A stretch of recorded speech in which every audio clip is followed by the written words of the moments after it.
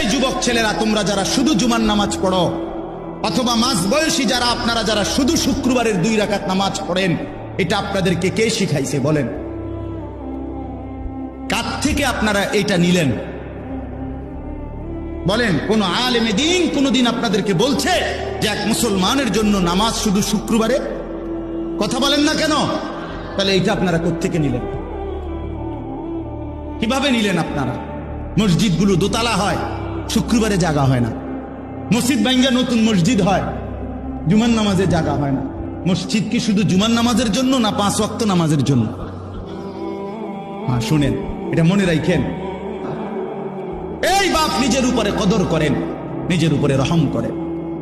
যেই সন্তানের জন্য, যে স্ত্রী পুত্র পরিজনের জন্য হারাম খাইলেন, সুদ খাইলেন, ঘুষ খাইলেন, মিথ্যা বললেন, চুরি করলেন, ওজনে কম দিলেন, কাস্টমারকে ঠকাইলেন, বাটপারি চিটারি করলেন, আল্লাহর কসম, আল্লাহর কসম, আল্লাহর কসম, আখিরাত তো মিলবেই না, কবর তো মিলবেই না, দুনিয়াও মিলবে না।